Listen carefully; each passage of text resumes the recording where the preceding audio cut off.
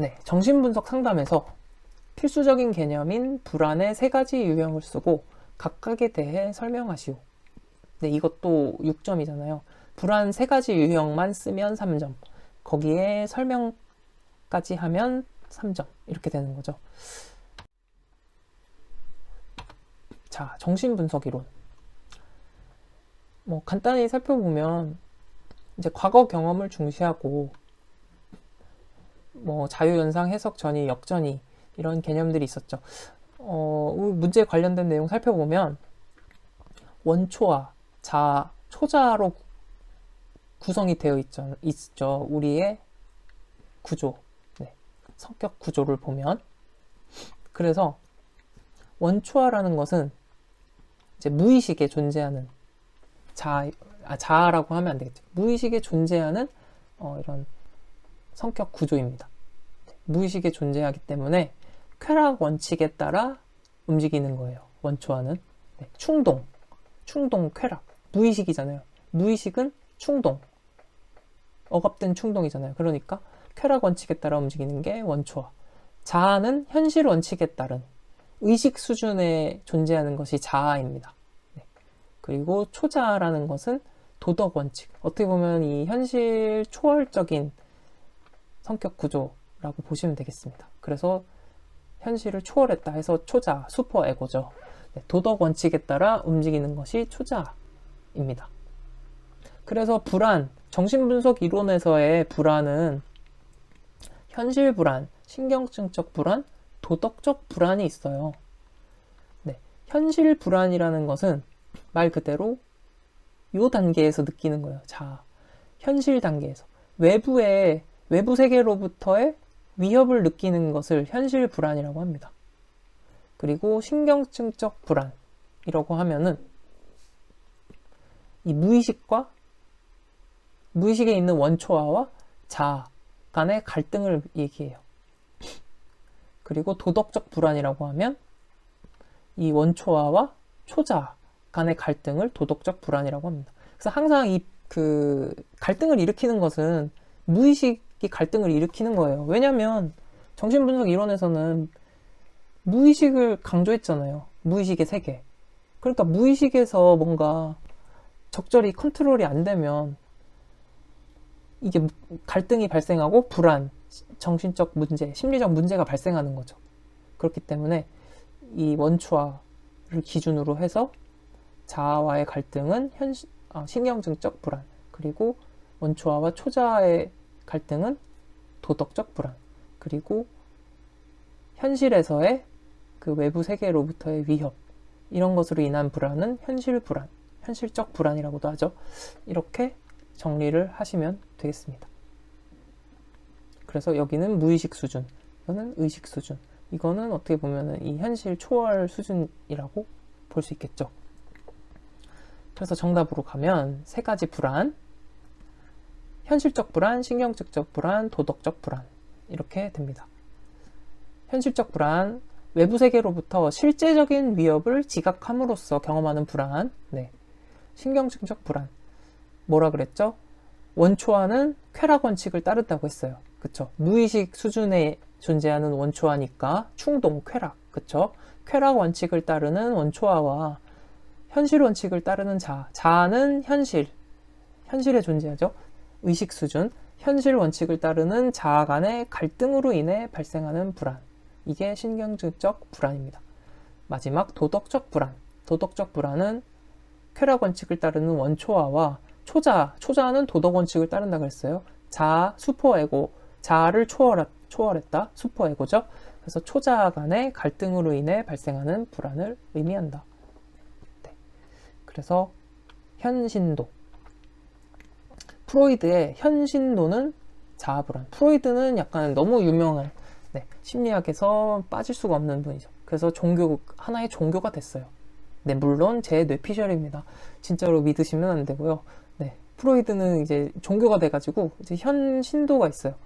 현재 신도가 있다는 거죠. 현신도, 프로이드 종교에 너무 심취해가지고 현신도는 자아 불안이 있어요. 네, 자아 불안.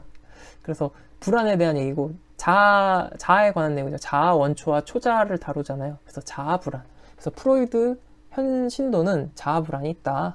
네, 이렇게 기억하시면 돼요. 현신도, 네, 현신도 불안, 현신도 자아 불안, 이렇게 정리를 하시면 되겠습니다. 넘어갈게요. 정신분석적 상담은 내담자의 자각을 증진시키고 직접적인 방법으로 불안을 통제할 수 없을 때 무의식적으로 방어기제를 사용한다. 방어기제의 종류를 5가지 쓰시오. 네, 방어기제 쓰는 문제 5가지니까 5가지는 그냥 쓰면 돼요. 이름만. 네, 이거를 또 나의 지식을 뽐내기 위해서 5가지 또 설명을 굳이 썼다가 네, 혹시 틀린 내용 나오면 감점이 될 수 있다는 거. 그러니까 그냥 5가지 쓰라면 5가지만 그냥 쓰세요. 네, 제발. 네, 그렇게 쓰시면 되고, 유사 문제를 한번 볼게요. 유사 문제. 정신분석적 상담은 어쩌저쩌저쩌 해서 방어기제를 사용한다. 방어기제 종류 3가지를 쓰고 설명하시오. 했잖아요. 그러면은 3가지 띡띡띡 쓰면 3점. 거기에 설명 하나씩 하는데 1점씩 해서 6점이 되는 겁니다. 네. 그래서 쓰고 설명하시오랑 그냥 몇 가지 쓰시오랑 잘 구분을 하셔서 답안을 작성하시기 바랍니다. 그래서 보면 정답 방어기제를 좀 정리를 해볼게요. 이제 5가지 쓰시오도 나오고 뭐 4가지 쓰고 설명하시오, 3가지 쓰고 설명하시오 뭐 이렇게도 나오기 때문에 이제 5개를 다 정리를 해볼게요. 물론 방어기제 종류는 굉장히 많습니다. 16개, 뭐 20개, 하여튼 15개 이상 되는데 우리 굳이 그걸 다 이제 할 필요는 없고 5개 정도 정리를 하면 될 것 같아요. 그래서 먼저 억압 살펴보면 억압은 뭐예요? 이제 무의식 속으로 억누르는 거죠. 용납하기 힘든 생각이나 욕망, 충동을 무의식 속으로 눌러버리는 것. 이것을 억압이라고 합니다. 이제 예를 들면 어린 시절에 부모에게 학대를 경험한 사람이 있는데 이제 그 무의식, 그러니까 그 분노감이 있는 거예요. 부모에 대한 분노가 있는데 그거를 억압하는 거죠. 그게 어떻게 나타나냐? 부모에 대한 이야기를 할 때 이제 무의식적으로 그 이야기를 꺼리는 거예요. 그런 거를 이제 억압이라고 합니다. 무의식 속으로 눌러버리는 것. 용납하기 힘든 생각, 욕망, 충동을 무의식으로 눌러버리는 것. 억압. 반동 형성. 무의식적 소망이나 충동을 본래의 의도와는 반대 방향으로 바꾸는 것을 말합니다. 그 유명한 속담이 있죠. 미운 놈 떡 하나 더 준다. 네, 미운 놈, 그러니까 무의식적 소망이나 충동, 무의식적으로 굉장히 미워하는 사람인데 반대되는 방향으로 바꾸는 거죠. 떡 하나 더 준다. 이게 반동 형성입니다. 네, 싫어하는 사람한테 오히려 더 친절한 뭐 이런 것들, 반동 형성의 방어기제.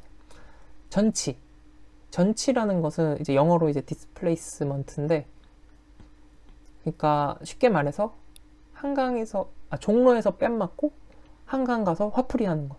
네. 회사에서 굉장히 짜증나고 열받았는데 집에 와서 화풀이 하는 것. 이런 걸 말하죠.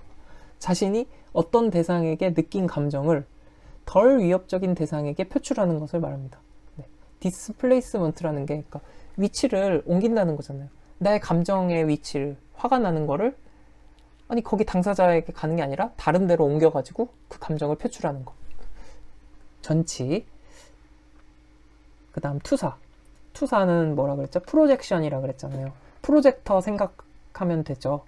네. 우리가 영화 볼 때 프로젝터를 통해서 벽에다가 아니면 화면에다가 쏘잖아요. 그것처럼 나의 생각이나 욕구, 감정을 다른 사람에게 쏘는 거예요. 프로젝터처럼. 네. 그래서 저 화면, 나의 감정을 쏜 그 다른 사람이 이제 다른 사람의 것으로 그 내 감정을 지각하는 거죠.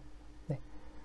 예를 들면 내가 화났는데 상대방한테 너 화났잖아. 왜 화내고 그래? 이런 식으로. 그러니까 내가 화가 났으면서 다른 사람에게 나의 감정을 돌리는 거죠.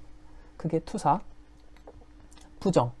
감당하기 어려운 욕구나 충동을 무의식적으로 부정하는 것.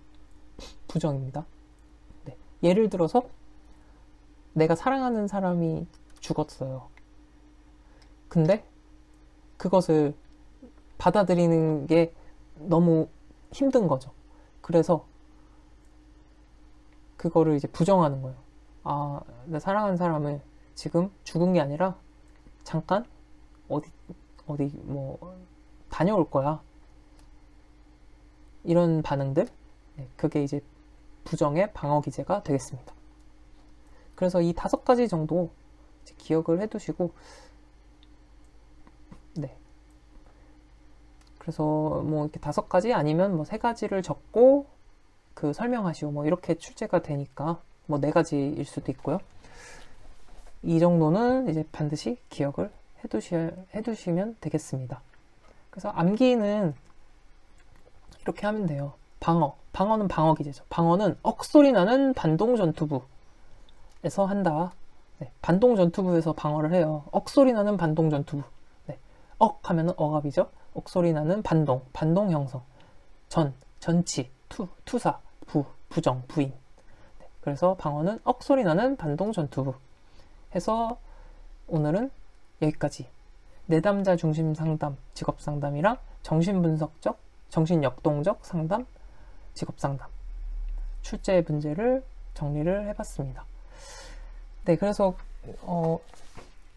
뭐 이제 필기 시험을 보실 때 준비를 하실 때 뭐 개개인마다 공부를 어느 정도 하셨는지 제각각 다 다를 거예요. 그래서 지금 가지고 있는 여러분들의 그런 기본 배경 지식이 각각 다를 거란 말이죠.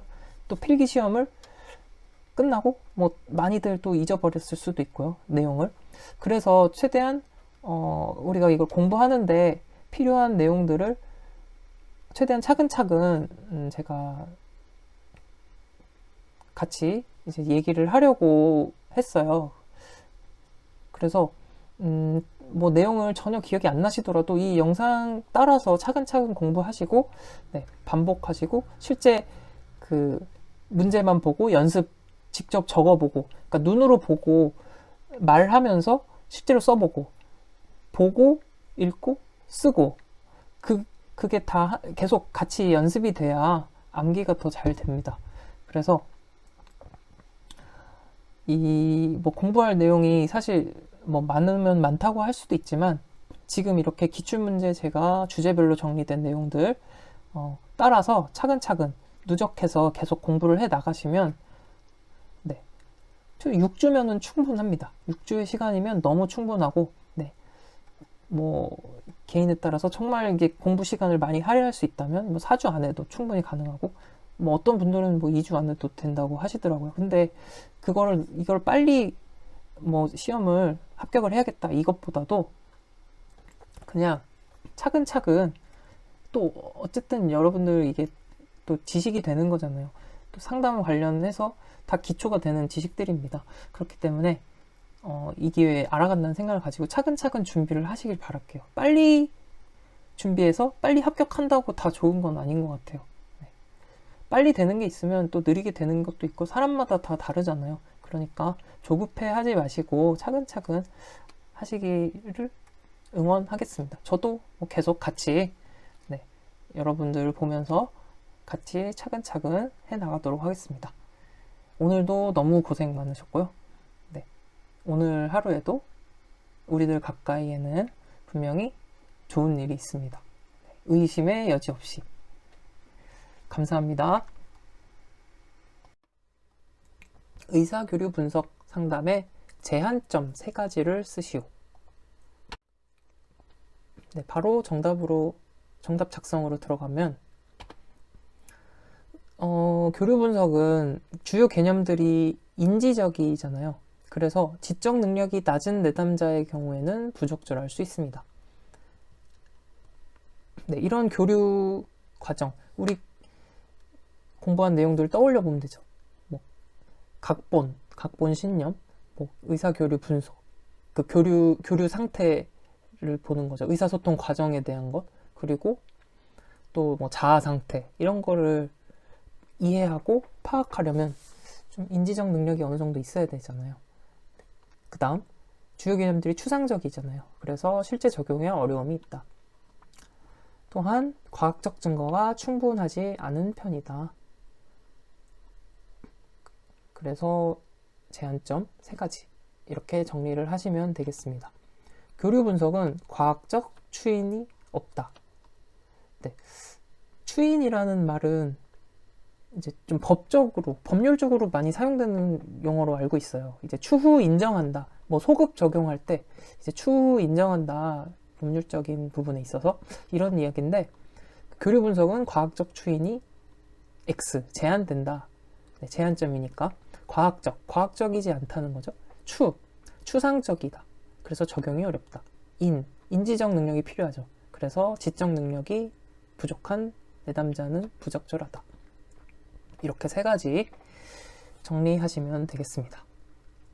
이렇게 해서 교류 분석 상담 문제를 다 정리를 해봤고, 네, 이제 마지막 문제로 넘어갈게요. 크라이티스의 포괄적 직업상담. 네, 포괄적 직업상담 관련 문제입니다. 상담 과정을 단계별로 설명하시오. 크라이티스의 포괄적 직업상담 과정 3단계. 포괄적 직업상담은 다양한 상담 이론을 절충 통합한 거예요. 그래서 여러 가지 이론의 기법들을 사용합니다. 단계별 접근법이라고 해서 상담 초기, 상담 중간, 상담 마지막에 사용하는 기법들이 다 다르게 사용을 합니다. 그래서 초기에는 정보 수집이 많이 필요하죠. 그리고 라포 형성이 필요하잖아요. 그러니까 발달적 접근법, 이제 발달사적인 내용들을 이제 탐색하는 게 발달적 접근법이죠. 그리고 라포 형성이 중요하다고 했으니까 내담자 중심 접근법을 활용하게 되고, 상담이 이제 깊어지는 심층적으로 들어가는 중간 시기에는 정신역동적 접근법, 원인 명료화가 되겠죠. 마지막 단계에서는 특성 요인적 접근법, 행동주의적 접근법을 활용하게 됩니다. 그래서 지시적, 능동적인 부분이 요구되는 부분이기 때문에 이제 특성 요인, 행동주의적 접근이 활용이 된다 라고 했습니다. 그래서 포괄적 직업 상담 3단계는 진단, 명료화 또는 해석, 문제 해결. 네, 포괄적 상담은 진명문입니다. 그래서 1단계 진단은 검사하고 자료 수집하는 거죠. 검사 자료 및 상담 통한 자료 수집. 그래서 여기 초기에는 자료 수집과 관련된 접근법을 사용했죠. 그리고 2단계에서는 명료화 또는 해석 단계입니다. 말 그대로 정신역동적 접근법이 이제 심리적인 그런 부분들에 대해서 명료화하는 과정이잖아요. 원인 명료화. 그래서 명료화 또는 해석이고, 그래서 의사결정 과정을 방해하는 태도와 행동을 확인하며 대안을 탐색하는 단계이다. 실제로 정신역동적 접근법에서 사용되는 게 이제 해석, 명료화, 기법이잖아요. 네. 그래서 이렇게 연결을 해서 기억을 하시면 더 편할 것 같습니다. 3단계 문제 해결 단계. 문제 해결을 위해 실천해야 할 행동을 결정한다. 그래서 실천이 중요해지는 단계고, 문제를 해결해야 하는 부분이니까 지시적인 접근법이 더 유용하겠죠. 그래서 특성 요인 접근, 행동주의 접근이 활용이 됩니다. 그래서 진명문, 포괄적 직업 상담은 진명문으로 진행이 된다. 이렇게 기억을 해주시면 되겠습니다. 포괄적 진명문, 포괄적 진명문, 진단, 명료화 또는 해석, 문제 해결. 넘어갈게요. 슈퍼, 진로 발달 5단계. 슈퍼 단계가 또 이어서 나왔네요. 슈퍼의 5단계는 우리가 앞에서 간단히 언급했지만 긴즈버그 이론을 이제 보완하면서 수정 보완하면서 나온 이론입니다. 그래서 긴즈버그 이론과 상당히 비슷해요. 그래서 이것도 빠르게 간단하게 정리를 해보겠습니다. 슈퍼는 우선 성탐 화규쇠, 이 5단계를 기억하시면 됩니다. 성탐 화규쇠. 성탐 화규쇠. 그래서 성장기, 탐색기, 확립기, 유지기, 쇠퇴기. 성장, 탐색, 확립기, 유지기, 쇠퇴기.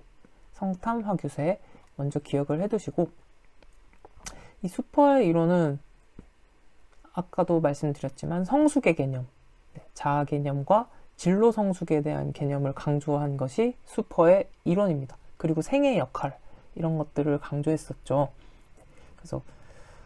그래서 이 단계들을 살펴보시면 성장기는 이제 14세까지인데 마찬가지 욕구 환상이 중시되는 시기에서 점차 흥미 능력을 중시하는 것으로 변화하는 시기다. 네. 이 점차 이렇게 변하게 되는 이유는 어린 시절 아이들이 이제 점점 학생이 되고 학교를 가고 이제 뭐 친구도 만나고 교육을 받잖아요. 그러면서 사회 참여와 현실 검증력이 발달함에 따라 아이들이 점차 현실적으로 변하는 것입니다. 그래서 환상기는 욕구 환상을 중시하는 시기. 그리고 욕구 환상에서 이제 흥미 취향으로 강조하는, 중시하는 게 변화하는 시기죠. 흥미기. 그 다음에 능력으로 변하게 되는 거죠. 그래서 능력, 직업의 요구 조건 등을 고려하게 되는 시기가 능력기입니다. 그 다음 탐색기로 넘어가면 이제 청소년기에서 성인 초기 정도의 시기입니다. 그래서 탐색기에서는 자아 검증, 역할 수행, 직업 탐색의 과업을 하게 됩니다. 잠정기, 잠정적으로 진로 선택하는 시기, 잠정기입니다. 전환기는 앞에서도 근즈버그에서도 전환기 나왔듯이 이제 비슷한 의미입니다. 현실적인 요인, 이제 초점이 전환된다는 시기죠. 나의 초점에서 외부, 현실 초점으로 전환된다라고 해서 전환기라고 했습니다. 그래서 교육 훈련을 받게 되고 현실적인 요인을 중시하게 되는 시기가 전환기입니다. 시행기는 이제 시행을 하게 되는 것이죠. 직업을 선택하고 종사하고 자신에게 적합한지 여부를 시험하게 되는 시기가 시행기 초기라고 볼 수 있겠습니다. 그리고 황립기에도 시행기가 이어지는데 이제 30세 정도까지죠. 그러니까 시행기는 20대 초반부터 30세까지 이어진다고 보면 되는데 이제 탐색기와 황립기에 걸쳐 있습니다. 이 시행기는. 그래서 황립기에서의 시행기는 뭐 변화를 시도할 수도 있다. 직업 분야가 적합하지 않으면. 그러니까 시행착오도 겪는 시기가 시행기라고 할 수 있습니다. 그리고 안정기에 접어들게 되면 31세부터인데 중년이 되기 직전까지죠. 안정, 만족감, 소속감, 지위를 갖게 되는 시기가 안정기가 되겠습니다. 그래서 황립기가 지나고 나면 중년 이후에 은퇴하기 전까지 유지기에 해당이 됩니다. 직업 세계에서 위치를 확고하게 하고 현재 위치를 유지하려고 노력하는 시기, 유지기. 마지막 65세 이후 쇠퇴기에는 은퇴하고 새로운 역할과 활동을 찾게 되겠죠. 이렇게 성탐, 화교세 이렇게 정리를 하시면 되겠고, 성장기는 환흥능, 탐색기는 잠전시, 황립기는 시행기, 안정기, 암기는 이렇게 하시면 되겠습니다. 수펀의 성환이 흥미 능력은 탐정 전시 쪽으로 확실히 안정적이다. 수펀의 우리 옆집 슈퍼 얘기를 했었습니다. 우리 옆집 슈퍼에 성환이가 있는데 그 성환이의 흥미 능력은 탐정 전시 쪽으로 확실히 안정적이라고 했어요. 탐정 전시, 자, 슈퍼마켓 가게를 관리하면서 물건을 훔쳐가는 사람 너무 많은 거예요. 그러다 보니까 이거 탐정 능력이 발달한 거예요. 없어진 물건들에 대해서. 그리고 물건을 진열하는 것도 굉장히 능숙하겠죠. 전시 능력. 그래서 탐정 능력, 전시 능력. 탐정 전시 쪽으로 확실히 안정적이라는 거예요. 성환이 흥미 능력은. 그래서 성장기 때는 환상기, 흥미기, 능력기, 환흥능이죠. 탐색기 때는 정전시, 잠정기, 전환기, 시행기. 황립기 때는 시행기가 이어지면서 안정기. 이렇게 정리를 하시면 되겠습니다. 그래서 정답 작성으로 가보면 진로발달 5단계. 성장기. 초기에는 욕구 환상이 지배적이지만 사회참여와 현실 검증력의 발달로 점차 흥미와 능력을 중시하게 되는 시기. 탐색기. 학교활동, 여가활동, 시간제 일을 통해 자아를 검증하고 역할을 수행하며 직업탐색을 시도하는 시기. 직업탐색을 시도하는 시기. 탐색기. 황립기. 적합한 직업 종사하고 생활 터전 잡는 시기, 유지기, 직업색의 위치 확보, 자신의 자리 유지 노력, 쇠퇴기, 은퇴, 새로운 역할과 활동 찾는, 이렇게 정리하시면 되겠습니다. 네. 넘어갈게요. 직업 분류 체계로 넘어옵니다. 로의 직업 분류 체계. 로는 욕구 이론으로 많이 우리들에게 익숙하죠. 네, 필기에서는 욕구 이론이 많이 출제가 되는데 실기 시험에서는 직업 분류 체계로 출제가 됐습니다. 간단히 살펴볼게요. 진로 선택 이론 중 로의 욕구 이론은 성격 이론과 직업 분류라는 두 가지 영역을 통합한 데 의미가 있다. 네, 로의 욕구 이론이 이제 성격을 설명한 이론인데 동시에 직업 분류에 대해서도 이야기를 해요. 그래서 이 두 가지를 통합한 의미가 있다. 로의 욕구 이론에 영향을 미친 성격 이론과 직업 분류 체계를 쓰시오. 먼저 로의 직업 분류 체계 간단히 살펴볼게요. 네. 8 곱하기 6 체계로 되어 있습니다. 8은 8개의 직업군, 6은 6개의 직업 수준. 그래서 이 직업군, 8개의 직업군은 장이라고 하는데 필드입니다. 이게 이렇게 원뿔 모양으로 설명을 하는데 이 원뿔의 이 밑면 부분이 이제 필드에 해당하는 부분입니다. 그래서 여기에 8개의 직업군이 있고 이 수직 차원으로 직업 수준 6가지를 설명합니다. 네. 이런 구조로 되어 있고 8개의 직업군을 살펴보면 서비스직, 비즈니스, 단체직, 기술직, 5개 활동직, 과학직, 예능직, 일반 문화직 이렇게 구분이 됩니다. 그래서 이 내용들은 그냥 간단히만 살펴보면 서비스직은 이제 사회 서비스라고 생각하시면 됩니다. 사회사업, 복지, 봉사 이런 거. 비즈니스는 타인 설득, 상품 부동산 판매 이런 것들 비즈니스직. 리아색, 홀랜드 기억나시나요? 홀랜드 6가지 유형? 뭐 뒤에서 우리 또 공부를 할 텐데 이제 리아색 떠올리시면은 이제 연결이 유사한 유형이 있을 거예요. 비즈니스직 같은 경우는 이제 진취형과 비슷하겠죠. 엔터프라이징. 그리고 이 서비스직 같은 경우는 내용을 보면 이제 사회형이랑 좀 관련이 있어 보이죠. 네. 뭐 시험에 나오는 내용 아닌데 그냥 제가 연결해서 뭐 이제 말씀을 드린 거였고요. 단체직은 관리직, 화이트 칼라, 기업의 효율적 기능 관련, 조직 이런 것과 관련된 회사원, 네, 관료 이런 느낌, 이런 직업들과 관련이 있습니다. 기술직은 생산, 유지, 운송, 공학기계, 정보통신, 무역 등에 해당이 되고 5개 활동직은 농축수산, 지하자원, 임업. 그래서 자연자원을 개발, 보존, 수확하는 것.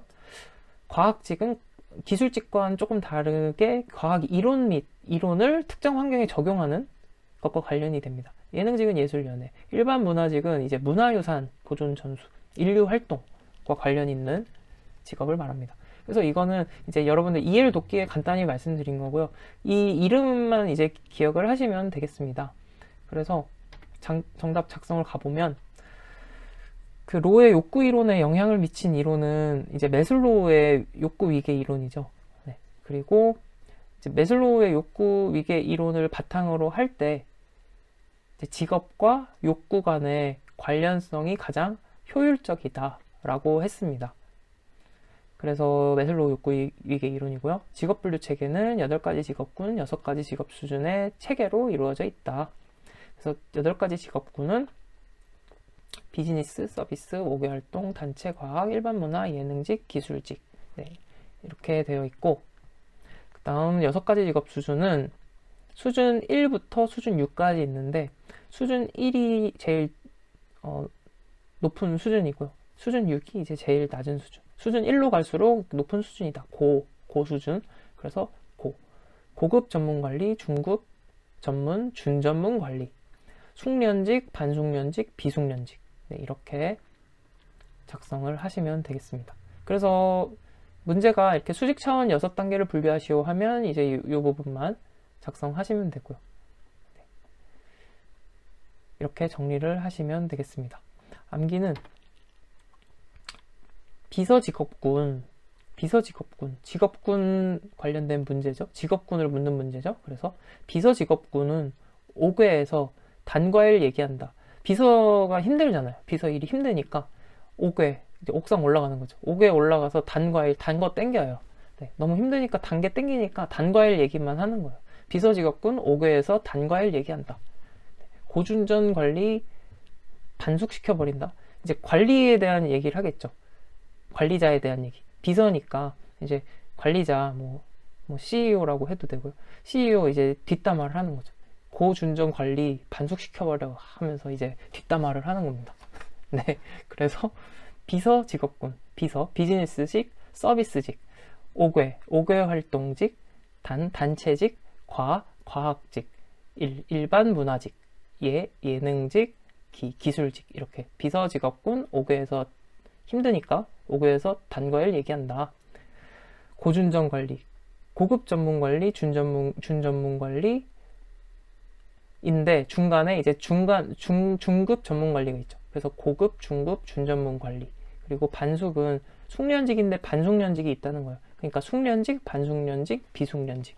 네, 이렇게 정리를 하시면 되겠습니다. 넘어갈게요.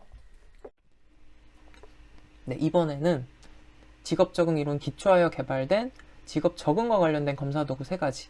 이거는 이제 미네소타 시리즈를 묻는 문제입니다. 검사 도구, 질문지를 말하는 거죠. 네, 미네소타 직업 분류 체계 3를 토대로 한 미네소타 시리즈 질문지들, 중만직, 중요성 질문지, 만족 질문지, 직무 기술 질문지 이 3가지를 쓰시면 됩니다. 중요성 질문지는 이제 욕구, 가치관에 관한 이제 문항들이에요. 그리고 만족 질문지는 이제 일의 강화 요인에 대해 묻는 건데 이제 이러한 일의 강화 요인이 결국 직무 만족으로 이어지겠죠. 일에 대해서 강화시켜주는 요인들이니까 네, 이런 것들이 이제 많을수록 직무 만족으로 이어진다. 그리고 직무 기술 질문지는 환경 그리고 개인의 욕구 간의 만족의 정도를 보는 것이 이제 직무 기술 질문지입니다. 그래서 정답은 이렇게 작성을 하시면 돼요. 중만직, 미네소타 중만직. 주만지 영화는 미네소타에서 찍었어요. 미네소타에서 중만직 찍었다. 중만직. 네, 물론 네, 진짜는 아니겠죠? 뭐 진짜인가요? 잘 모르겠어요. 근데 어쨌든 미네소타에서 중만직 찍었다고 하죠. 뭐. 네, 중만직 찍었습니다. 넘어갈게요. 이번에는 속도검사, 역량검사에 대해서 쓰고 예를 들라고 하네요. 네, 유사 문제도 역량검사의 개념 예를 들어서 네, 속도검사, 역량검사 개념 마찬가지 이제 우리가 봤던 내용이죠. 바로 이제 정답 작성으로 들어가 보겠습니다. 속도검사, 역량검사 실시 방식에 따른 분류에서 검사의 실시의 시간, 검사 실시 시간에 따라서 구분을 한 거라고 했었습니다.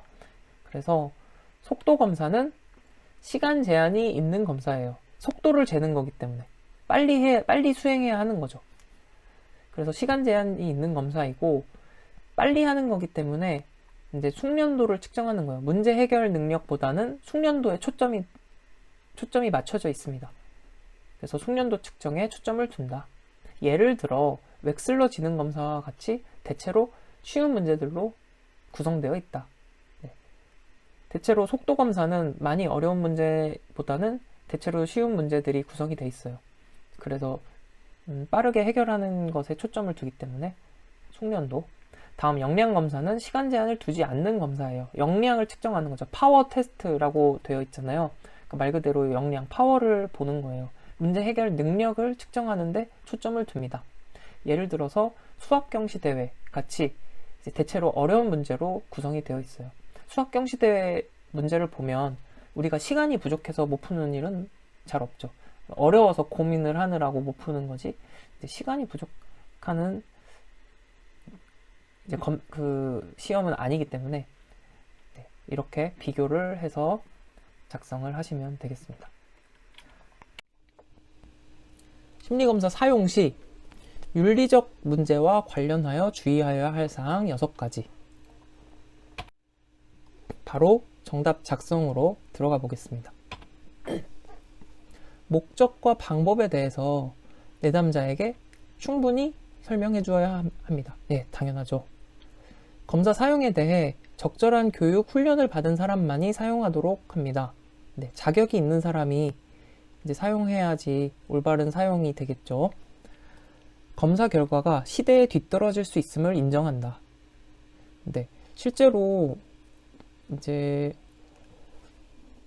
검사 같은 경우는 이제 표준화 검사를 대부분 이제 사용을 하잖아요. 그렇기 때문에 이것은 굉장히 시간과 노력이 많이 필요한 과정입니다. 검사 개발에 있어서. 그러다 보니까 시대에 맞지 않는 내용들도 상당히 있어요. 이게 검사를 오래 사용하다 보면. 네. 그렇기 때문에 이런 것을 이제 인정하는 것이 이제 필요합니다. 실제로 뭐 홀랜드 검사 관련해서도 거기에 이제 직업이 나와 있는 게 뭐 200여 개, 200개에서 300개 사이 정도밖에 안 되잖아요, 사실. 네. 실제 직업은 뭐 10,000개가 넘는다고 하거든요. 이제 직업 연구하시는 분들에 따르면. 그렇기 때문에 뭐 여러 가지 바뀌는 직업들도 있을 거고, 새로운 직업들, 시대에 맞는, 시대가 바뀌면서 새로 생겨난 직업들, 이런 것들을 이제 다 반영하지 못하는 부분이 많이 있죠. 그래서 그런 부분을 인정해야 합니다. 다음, 검사 결과를 보고할 때 내담자에게 알려줄 때죠. 신뢰도 타당도에 관한 모든 제한점을 지적한다. 네, 이런 부분을 이제 있는 그대로 알려야 한다는 이야기죠. 다음, 새로운 기법을 개발할 때 기존의 과학적 절차를 충분히 따르도록 한다. 네, 기존에 이제 연구된 부분들, 절차적 부분들을 이제 따라서 그런 걸 통해서 이제 과학적 근거, 검사의 근거가 마련이 되는 거죠. 다음, 검사 사용 과정과 프로그램의 타당도에 대한 적절한 증거를 확인한다. 네, 검사 사용 과정이랑 프로그램 타당도에 대한 증거를 가지고 있어야 내담자 뭐 추후에 또 어떤 문제가 있을 때 이런 증거들을 이제 제시할 수도 있고, 또 내담자에게 이런 증거를 가지고 이제 납득을 시킬 수가 있습니다. 검사 결과 해석을 다른 사람이 오용하지 않도록 합니다. 네, 이렇게 7가지인데 이거를 이제 몇 번 읽어보시면서 네, 이해를 하시면 되겠고요. 암기는 이제 검사윤리, 설자씨는 제과를 증오합니다. 설자씨는 제과 증오, 설자씨는 제과 증오, 충분히 설명해줘야 돼요. 자, 자격 있는 사람이 해야 돼. 시대에 뒤떨어질 수 있음을 인정해야 합니다. 제한점이죠. 제한점을 지적한다. 신뢰도 타당도 제한점을 지적한다. 과학적 절차죠. 기존의 과학적 절차를 충분히 따른다.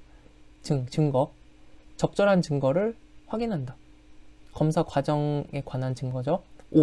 오용하지 않도록. 검사 결과 해석을 오용하지 않도록 노력한다. 이렇게 정리를 하시면 되겠습니다. 측정의 신뢰성을 높이기 위해서는 측정 오차를 최소로 줄여야 한다. 이를 위한 구체적인 방법을 3가지만 쓰시오.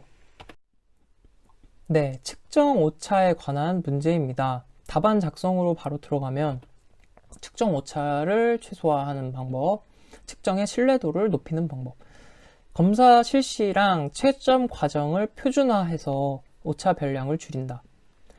그러니까 오차 별량이라는 것은 우연히 이제 발생하는 오차 값이에요. 측정 과정에서.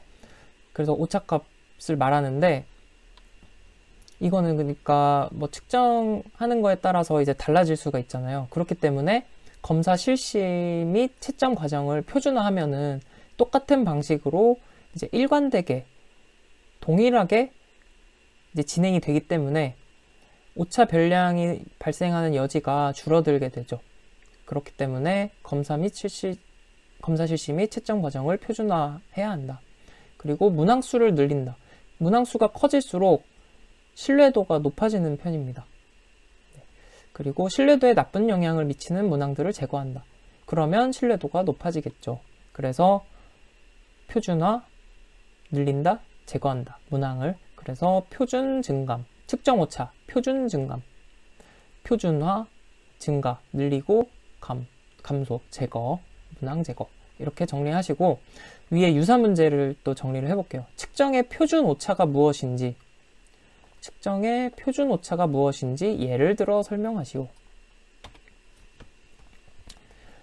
측정의 표준 오차라는 것은 이제 관찰 점수를 가지고 진점수를 추정할 때 생기는 오차의 정도를 의미합니다. 관찰 점수라는 것은 검사 결과 점수를 의미합니다. 그리고 진점수라는 것은 실제 내담자의 실제 그 점수를 의미하는 거죠. 트루 스코어, 진점수 트루 스코어입니다. 그래서 관찰 점수를 가지고 진점수를 추정할 때 생기는 오차의 정도를 의미합니다.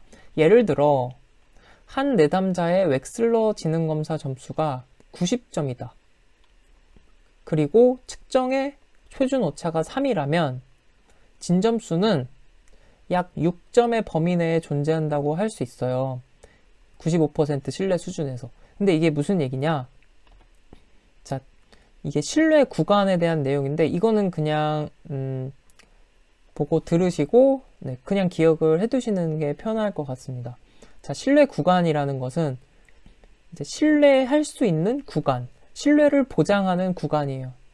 그러니까 95% 신뢰 구간이라고 하면 95%의 확률로 이 구간의 결과를 보장한다는 거예요. 그래서 평균 플러스 마이너스 오차 한계인데, 즉 무슨 얘기냐? 오차 한계가 6점이라는 얘기니까 90점에서 플러스 마이너스 6점 범위에 들어있을 확률이 95%다. 그 범위에 들어있을 거라고 신뢰할 수 있는 확률이 95%다. 이런 의미로 이해를 하시면 됩니다. 근데 이게 왜 어떻게 6점이 나왔냐? 이제 평균 90점에다가 플러스 마이너스 오차 한계 6점인데 이 6점이 나온 거는 이제 Z값 곱하기 측정의 표준 오차를 한 값이에요. 그래서 Z값이라는 것은 95%에 해당하는 Z값이 이제 1.96이 되는 거고, 측정의 표준 오차가 3이니까 계산을 해서 약 5.88, 그래서 약 6점이라고 한 거예요. 그래서 이거는 그냥 뭐 이거를 응용하는 다른 문제가 없기 때문에 그냥 이거는 기억을 해두시면 될 것 같아요. 그래서 Z값 곱하기 측정의 표준 오차, 이게 오차 한계다. 그래서 1.96이 95% 신뢰 수준, 그러니까 95%에 해당하는 Z값이다. 그래서 오차 한계는 이렇게 계산을 해서 약 6점, 5.88점 이렇게 나오기 때문에 진점수의 범위는 90점에서 플러스 마이너스 6점이니까 약 84점에서 90점의 범위 내에 존재한다 라고 이제 말할 수 있다는 거죠. 그래서 이렇게 정리를 하시면 되겠습니다. 신뢰 구간 이게 너무 자세하게 공부를 하실 필요는 없어요. 지금 여기서 이게 그렇게 중요한 부분은 아니기 때문에 그냥 신뢰 구간은 이렇게 계산을 하고 오차 한계는 평균 플러스 마이너스 오차 한계가 신뢰 구간인데 이제 오차 한계는 이렇게 계산을 하니까 여기 이렇게 들어간다. 이렇게만 이해를 하시고 그냥 암기를 하시는 게 편합니다. 이게 깊이 들어가면 내용이 또 많잖아요. 그리고 그렇게 막 쉽지만도 이제 않기 때문에 이 정도 선에서 암기를 하시는 게 제일 좋겠습니다. 그럼 넘어갈게요. 반분 신뢰도를 추정하기 위해 가장 많이 사용하는 방법 3가지 쓰고 각각에 대해 설명하시오. 반분 신뢰도. 우리 아까 살펴본 내용이죠. 반분 신뢰도 3가지 방법. 그래서 전후양분법, 기후양분법, 임의적 짝짓기. 이렇게 3가지 작성하시면 되겠습니다. 전후양분법. 전체 검사를 문항 순서에 따라서 전반부와 후반부로 나눴죠. 딱 반 잘라서. 그리고 그 두 개의 상관계수를 확인하는 방법. 상관계수라고 하면 이제 상관관계를 어느 정도인지, 상관관계가 어느 정도인지 나타내는 수치라고 이해를 하시면 됩니다. 그래서 상관계수가 높으면 신뢰도가 높다. 네, 이런 의미가 되겠습니다. 그래서 전후양분법 살펴봤고, 그 다음 기후양분법을 봤었죠. 전체 검사를 문항 번호에 따라서 홀짝으로 나누고, 홀수는 1번 검사, 짝수는 2번 검사, 이런 식으로. 그래서 두 검사 점수 간의 상관계수를 확인하는 방법, 기후양분법. 마지막 임의적 짝짓기법은 짝진 임의배치법이라고도 한다. 그래서 전체 검사를 문항의 난이도를 한 축으로 하고, 또 다른 축은 문항과 총점 간의 상관계수를 다른 한 축이라고 했죠. 그래서 이렇게 X축, Y축 그어서 난이도와 이 상관계수 두 개에 해당하는 위치에 이제 각 문항의 점을 찍고, 이제 근처에 있는 것, 이게 세 개죠. 두 개씩 이렇게 묶어주는 거죠. 두 개씩 이렇게 묶고 하나씩 이렇게 분리를 한다. 그래서 그렇게 검사를 두 개로 나눈 다음에 두 검사 점수 간의 상관계수를 확인하는 법. 네, 이렇게 정리를 하시면 되겠습니다. 그래서 여기까지 신뢰도에 관한 문제들 같이 공부를 해봤습니다. 다음 시간에는 우리가 타당도에 관한 문제들 같이 공부를 할 거고요. 네, 오늘도 역시 이렇게 같이 공부를 할 수 있게 돼서 네, 정말 감사하게 생각하고 있습니다. 여러분들도 이제 지금까지 이렇게 계속 함께 공부하신 분들은 참 이제 꾸준함에 대해서 네, 제가 정말 박수를 드리고 싶습니다. 그래서 여러 가지로 뭐 많이 부족할 수도 있는데 그래도 이렇게 믿고 같이 공부를 해 주셔서 너무 감사합니다. 조금만 힘내셔서 네, 반드시 복습 잘 하시고 화이팅 하시기를 바라겠습니다. 다음 영상으로 돌아올게요. 좋아요, 구독도 눌러주시면 감사하겠습니다. 감사합니다.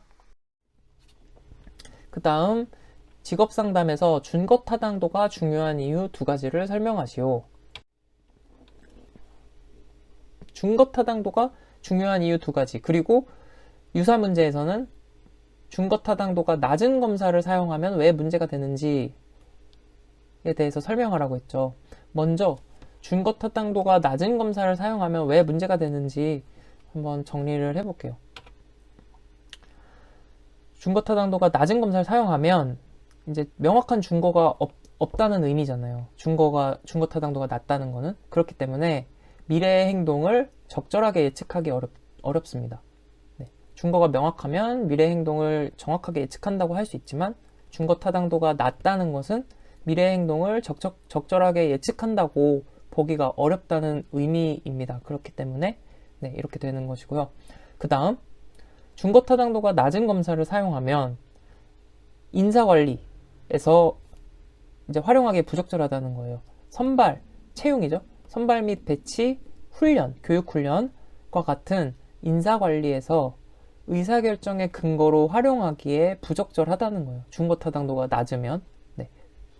왜냐하면 네, 인사관리에서 이제 많이 활용하기에 이제 용이하거든요. 준거타당도가 높으면. 그렇죠. 네, 예측할 수 있으니까. 그리고 평가를 할 수 있으니까. 네, 그래서 준거타당도 낮은 검사 사용하면 문제가 되는 이유 이렇게 두 가지 정도 정리를 해봤습니다. 다음 이제 답안 작성으로 가보면 이제 똑같은 내용입니다. 똑같은 얘기인데 이제 문제 내용에 따라서 적절하게 이렇게 바꿔서 작성을 하시면 된다는 거예요. 그래서 이 본래 문제는 직업상담에서 준거타당도가 중요한 이유 두 가지를 작성하라고 했잖아요. 그러니까 직업 선택 시 장래의 성공 가능성이나 성과 등을 예측해 볼 수 있다. 네.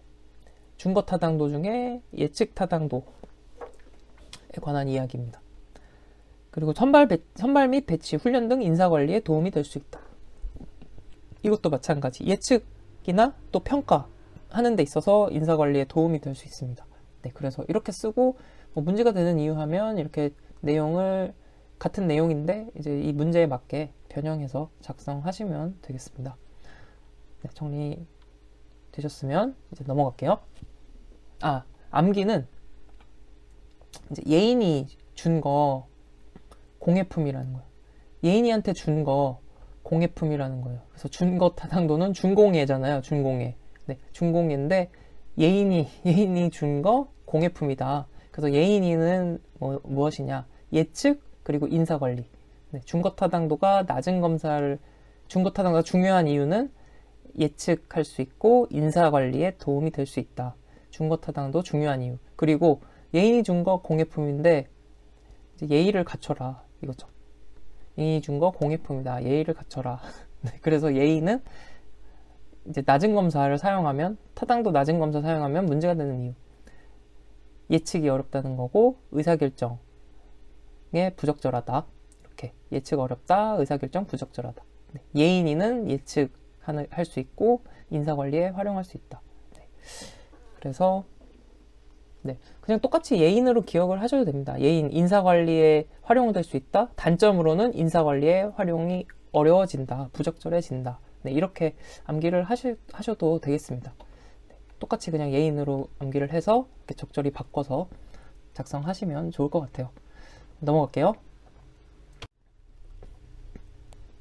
네, 이 문제가 아까 이게 1, 2, 3번이 붙어 있잖아요. 다 3개의 문제가 하나의 큰 문제 안에 이제 묶여 있던 문제입니다. 그래서 이제 준거 타당도랑 관련된 문제예요. 계속 준거 타당도 관련하여 실증 연구에서 얻은 타당도 계수와 실제 연구에서의 타당도 계수가 다른데 실제 연구에서의 타당도 계수가 더 낮게 발생하는 이유를 3가지 쓰시오.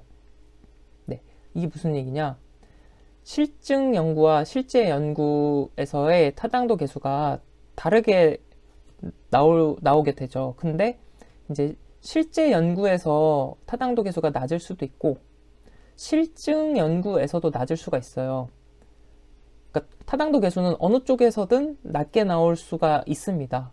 그런데 이 문제에서는 묻고 있는 내용이 실제 연구에서의 타당도 계수가 더 낮게 발생하는 이유 3가지를 쓰라고 했습니다. 네. 이 다음에는 이제 실증 연구에서 타당도 계수가 낮게 나오는 이유를 살펴볼 거예요. 네. 그래서 정리를 해보겠습니다. 네, 답안 작성을 하기 전에 먼저 실증 연구와 실제 연구가 어떻게 다른지를 이해하면은 이제 답안을 작성할 수 있습니다. 실증 연구라는 것은 실제로 증명하는 겁니다.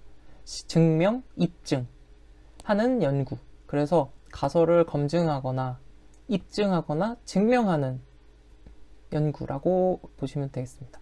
그래서 이러한 가설, 입증, 증명은 이제 실험을 통해서 진행되는 경우가 대부분입니다. 그래서 실험 연구라고 할 수 있습니다.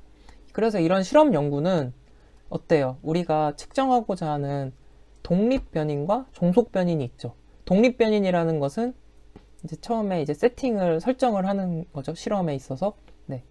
원인이 되는 변인이 독립변인입니다. 그리고 종속변인이라는 것은 결과라는 의미죠. 그래서 결과가 되는 변인이 종속변인. 그래서 이제 실증 연구에서는 실험 연구니까 독립변인을 이렇게 조작을 할 수 있습니다. 네. 세팅을 해야 되니까, 실험 세팅을. 그렇기 때문에 가외 변인을 통제를 할 수 있어요. 가외 변인은 외생 변인이라고도 하는데 외적으로 외부에서 생성되는 변인이죠. 그래서 이제 실험에 영향을 줄 수 있는 실험 외적인 변인을 말합니다. 우리가 측정하고자 하는 거는 독립 변인이 종속 변인에 미치는 영향, 원인과 결과 를 명확하게 확인하기 위한 건데 그 밖에 이제 부수적인 쓸데없는 환경적 요인들, 영향을 이제 줄 수 있는 그런 변인들에 대해서는 통제를 해야겠죠. 네. 그게 이제 실증 연구에서 진행하는 방식이 되겠습니다. 그렇기 때문에 이러한 가외 변인, 외생 변인을 통제를 하게 되면 이제 내적 타당도가 높아지게 되죠.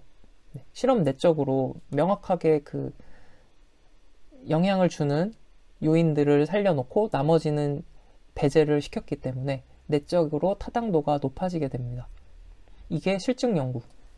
다음 실제 연구 보시면 말 그대로 실제 있는 그대로 현장 연구라고 합니다. 현장 연구가 이제 현장 연구로 이루어지죠. 그렇기 때문에 통제가 없죠. 그래서 가외 변인, 외생 변인이 존재하게 됩니다. 그래서 목적이, 실제 연구의 목적은 외적 타당도의 검증이에요. 외적 타당도라는 것은 일반화할 수 있는 가능성, 이 연구의 결과를 이제 일반화시킬 수 있는지, 그게 목적입니다. 실제 연구는. 반면에 실증 연구는 실험 연구라고 했죠. 이거는 이제 내적 타당도를 검증하는 게 주 목적이라고 보시면 되겠습니다. 네. 그래서 이렇게 실증 연구, 실제 연구의 차이를 구분을 했으니까 이제 정답을 작성을 할 수가 있겠습니다. 실제 연구에서 타당도가 더 낮은 이유. 자, 실제 연구에서는 실증 연구에 비해 가외 변인의 통제가 어렵습니다. 네. 외적인 환경적 요인 이런 부분에 대해서 통제가 어렵기 때문에 타당도가 더 낮게 나올 수 있죠.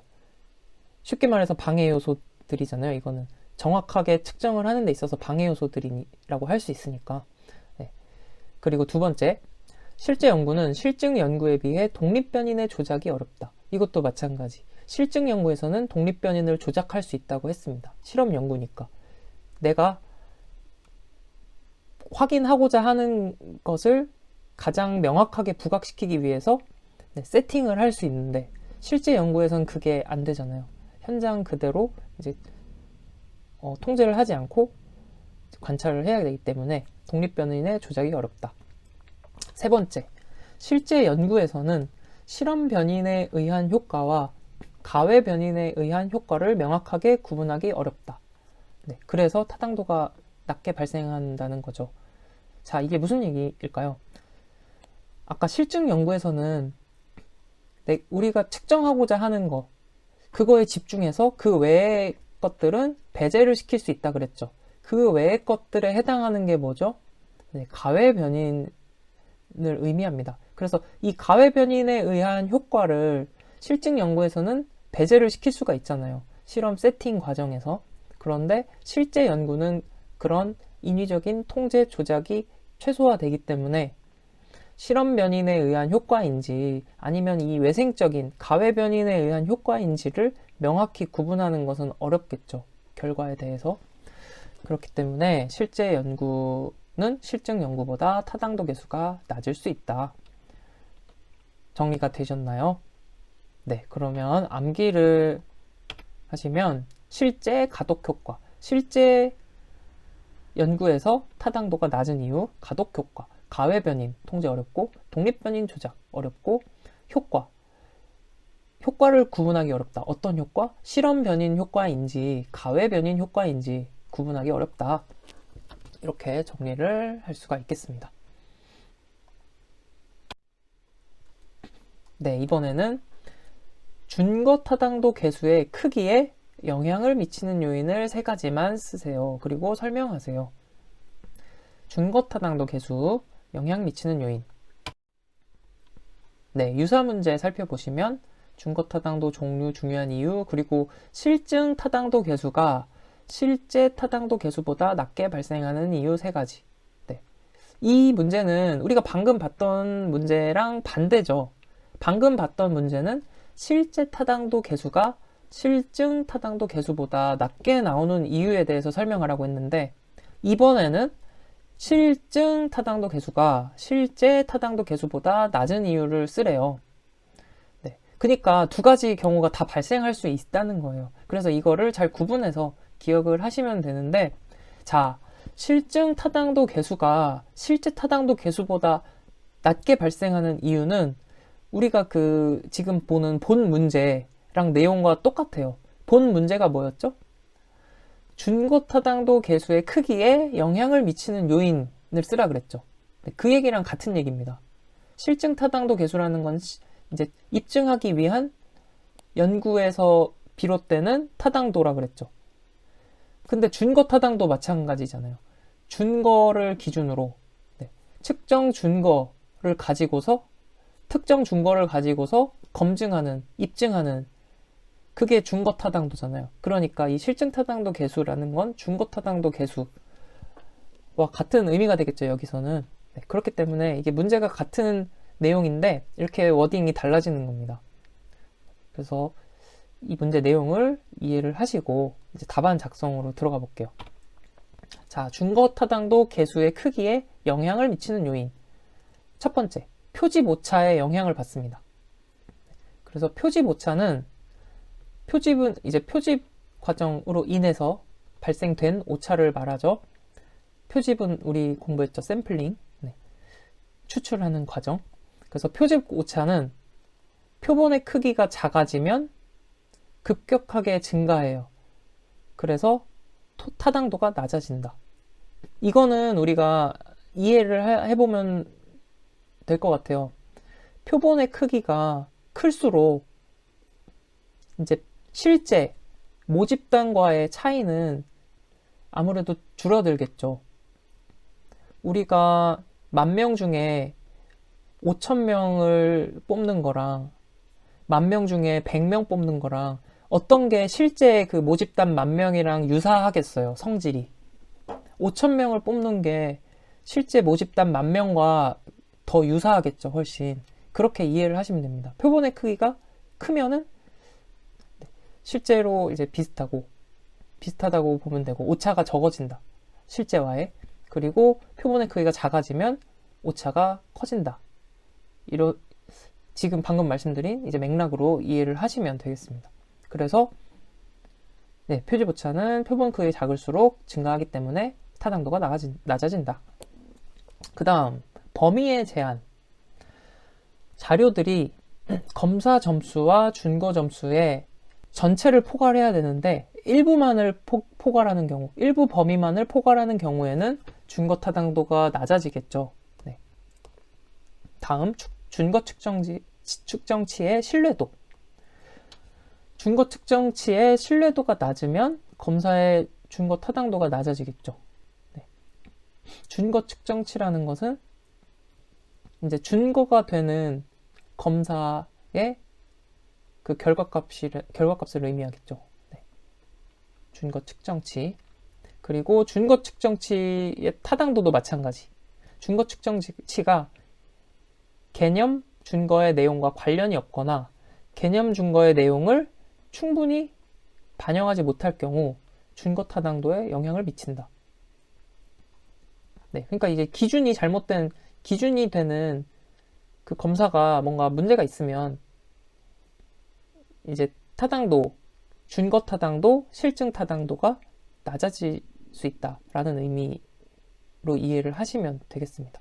그래서 표범 신타, 실증 타당도 계수, 준거 타당도 계수, 표범 신타. 이렇게 정리를 하시면 되겠습니다. 표집 오차가 영향을 줄 수 있고, 범은 범위 제한, 신뢰도, 무엇의 신뢰도죠? 준거 측정치의 신뢰도, 타당도, 준거 측정치의 타당도. 그래서 이렇게. 그래서 지금 문제가 준거 타당도 계수에 영향을 미치는 요인 3가지라고 했으니까 이제 신타, 표범 신타 중에 3개 작성하시면 되고요. 마찬가지 여기서도 실증 타당도 계수가 실제 타당도 계수보다 낮게 발생하는 이유 3가지. 이렇게 똑같이 작성을 하시면 되겠습니다. 그래서 이렇게 정리를 하시면 되고, 다음 문제로 넘어갈게요. 직무 분석 방법 중에서 결정적 사건법, 중요 사건 기법의 단점 3가지를 쓰시오. 2개 이제 같은 의미입니다. 자, 결정적 사건법은 어떤 기법이냐? 이것도 이제 방금 전에 최초 분석법의 한 이제 종류이죠. 그래서 살펴보면 직무 수행 관련해서 중요 사건을 중심으로 구체적인 행동을 분석하는 거예요. 그래서 그 분석을 통해서 해당 직무 수행에 요구되는 요건들을 추론해내는 방법이 결정적 사건법입니다. 즉 중요한 사건을 통해서 그 행동을 분석해서 직무 수행 요건들을 추출해내는 과정. 장점으로는 직무 행동과 직무 성과 간 관계를 직접적으로 파악이 가능하죠. 왜냐면은 중요 사건이라 그러면 보통 이제 잘했던 일, 아니면 뭐 잘 안 됐던 일, 좀 임팩트 있는 사건들이잖아요. 거기에 대한 행동이니까 바로 연결이 되는 거죠. 성과랑 행동이랑. 네, 그래서 직접 파악이 가능하다. 하지만 단점으로는 회상에서의 왜곡 가능성이 있다. 네, 기억을 떠올려서 얘기를 하기 때문에. 그리고 중요한 사건만 다루기 때문에 일상적으로 이제 수행되는 것에 대해서는 고려를 하지 않는다는 단점이 있습니다. 그리고 직무 관련된 자료 수집이 이제 어렵다는 단점. 또한 이 결정적 사건법을 실시하려면 특별히 훈련받은 사람이 이제 필요하겠죠. 네, 이것을 필요한 내용들을 질문하기도 하고 행동을 분석해야 하기 때문에 네, 특별히 훈련을 받은 사람이 필요합니다. 자, 그래서 단점 3가지. 일상적인 수행과 관련된 직무 요건들이 배제될 수 있다. 중요 사건에 초점을 두고 분석하기 때문에요. 2번째, 응답자들이 결정적 사건들을 회상할 때 왜곡 또는 과장될 가능성이 있다. 마지막, 추론 과정에서 분석가의 주관이 개입될 수 있다. 또 뭐 이렇게 적어도 됩니다. 특별히 훈련된 전문가가 필요하다. 네, 분석에 특별히 훈련된 전문가가 필요하겠죠. 네, 그래서 일상 왜곡 훈련, 결정적 일상 왜곡 훈련, 네, 결정적 일상 왜곡 훈련이 필요하다. 네, 그래서 일상적 수행과 관련된 요건들 배제될 수 있고 왜곡 또는 과장 될 수 있고 특별히 훈련받은 분석가가 필요하다. 네, 이렇게 정리하고 다음 문제로 넘어가겠습니다. 결정적 일상 왜곡 훈련. 직업 정보를 고용 정보라고도 나오기도 합니다. 그래서 직업 정보를 미시 정보와 거시 정보로 나누고 2가지씩 적으시오.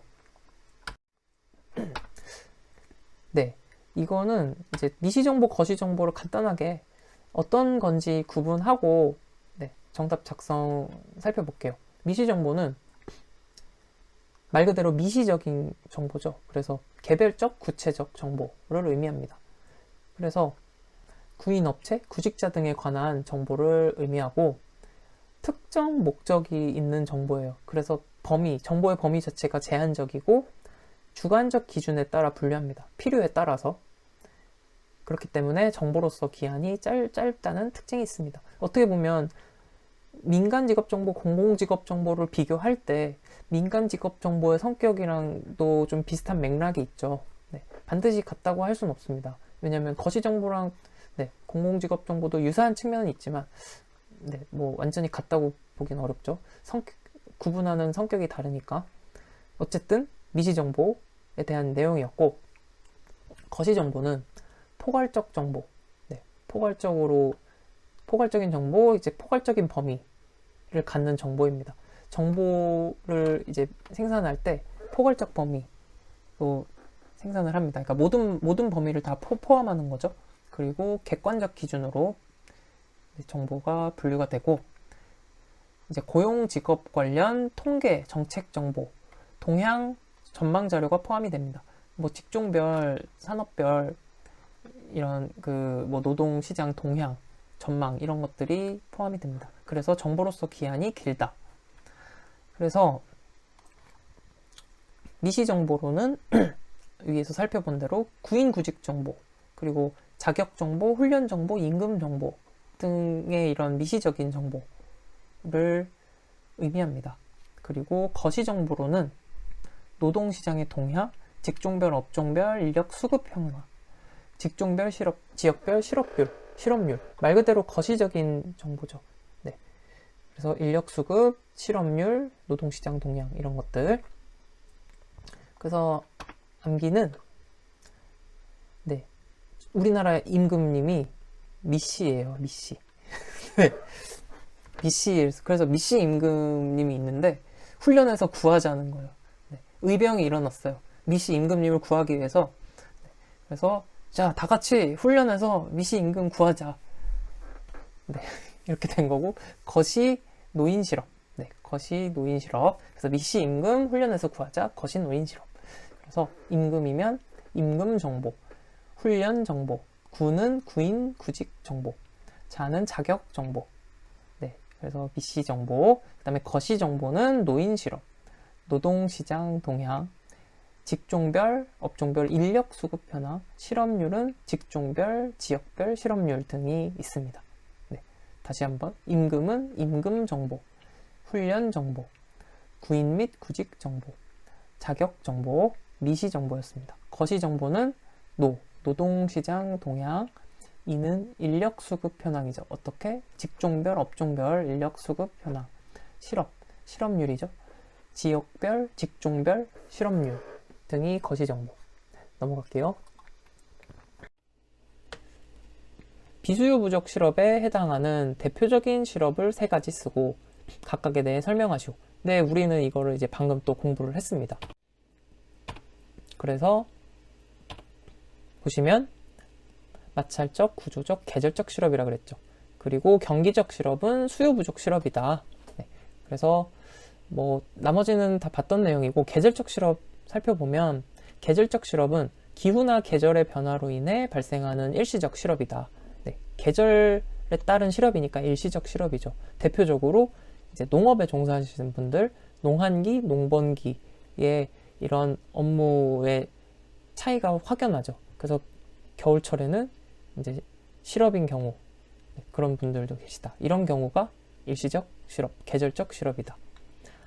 넘어갈게요. 리프탁이 제시한 비자발적 실직을 경험한 내담자들에게 나타나는 5가지 비합리적 신념. 네, 바로 작성을 해보겠습니다.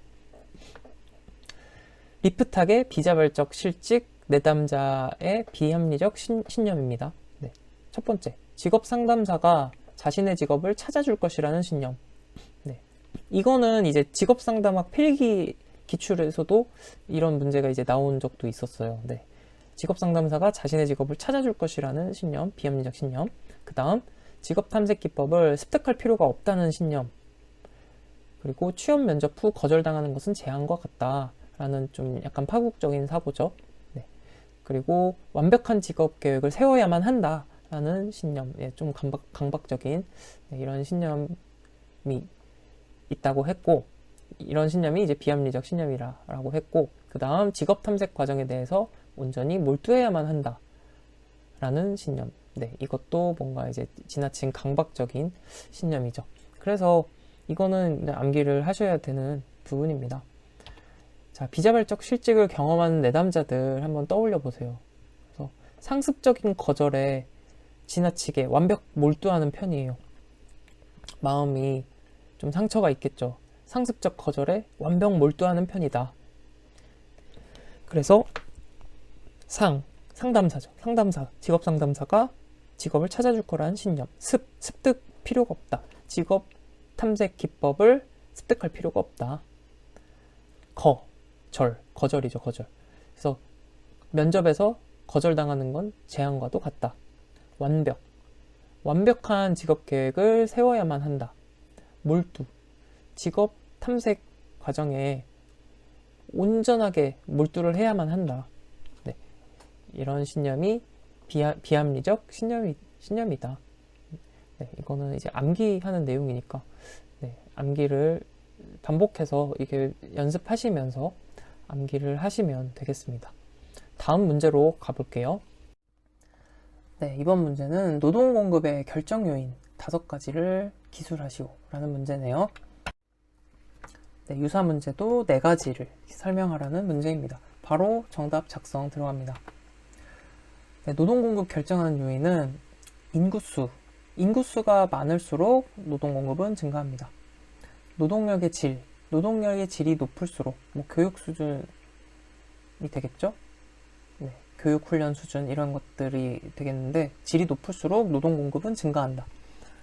일에 대한 노력의 강도가 높을수록 노동 공급이 증가합니다. 즉, 노동자가 일에 대해 노력을 많이 기울일수록 증가한다. 다음, 경제활동 참가율이 높을수록 노동 공급은 증가하고, 노동시간 증가할수록 노동 공급 증가하겠죠. 그리고 동기부여 및 사기. 노동자에게 동기부여하고 사기를 높이면 노동 공급에 영향을 미친다. 네, 이렇게 정리를 하시면 되겠습니다. 뭐 어려운 내용은 아니고요. 암기는 노동 공급 인지를 강도가 참시했다. 강도, 이제 사기 강도가 참시했다. 헐, 그렇네요. 그래서 노동 공급 결정 요인, 인질, 인구수, 질, 노동력의 질, 그 다음에 사기, 동기부여랑 사기죠. 그 다음에 강도, 노력의 강도, 일에 대해서 노력하는 강도, 그 다음에 참시, 참가, 경제활동 참가율, 시는 노동시간. 그래서 노동공급 인지를 강도, 사기 강도가 참시했다. 네, 바로 넘어가겠습니다. 네, 이번에는 또 이렇게 주어져 있고 고용률 계산하고 고용률을 30대, 50대까지랑 29세 이하랑 비교하래요. 네, 뭐 어렵지 않습니다. 자, 보면 또 이거를 이제 그리는 거예요. 생, 경제, 비경제, 취실. 생, 경제, 비경제, 생, 경비, 취실. 네, 그래서 고용률이 뭐였죠? 고용률은 특이하니까 기억해두라고 말씀드렸어요. 생산 가능 인구에서 취업자, 생산 가능 인구분의 취업자 수 곱하기 100이었죠. 요거 두 개. 그러면 고용률 바로 구할게요. 30에서 50대의 고용률. 자, 30에서 50대 고용률. 30에서 50대 생산 가능 인구가 몇 명이죠? 22983. 네. 22983분의 그 다음에 취업자 수. 30에서 50대 취업자 수는 16859. 네. 그래서 곱하기 100 하면 이거 계산을 하면 73.354 어쩌고 저쩌고 퍼센트가 나와요. 근데 둘째 자리에서 반올림을 하니까 73.4% 이렇게 구하면 되겠습니다. 다음 30대 50대의 고용률을 29세 이하 고용률과 비교하여 분석하시오. 그러면 29세 이하 고용률을 구하면 되겠네요.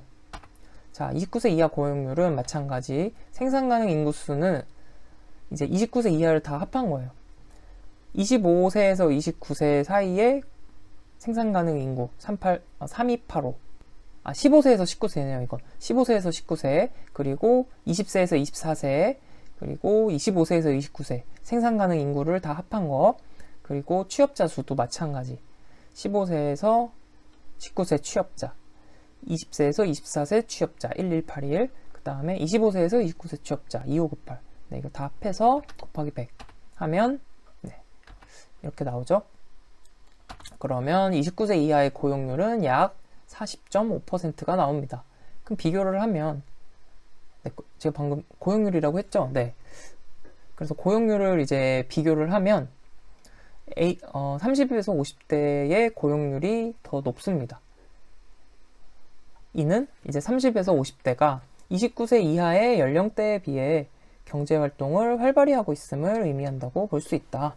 네, 이렇게 작성을 하시면 되겠습니다. 네, 어렵지 않죠? 네.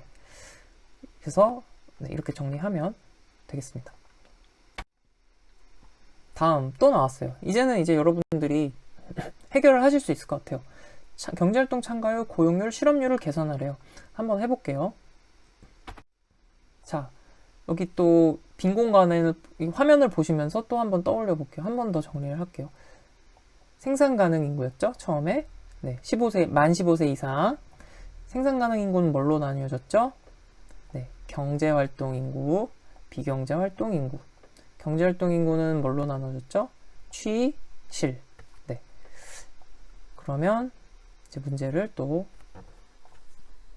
풀어보겠습니다.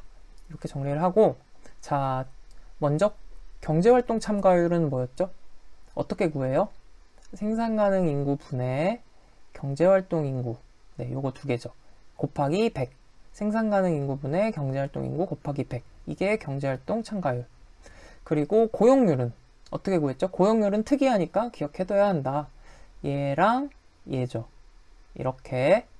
그래서 생산 가능 인구 분의 취업자 수 곱하기 100 하면 고용률. 그리고 또 하나 실업률 구하라고 했죠. 실업률은 뭐였죠? 네, 실업률은 요거니까 요렇게죠.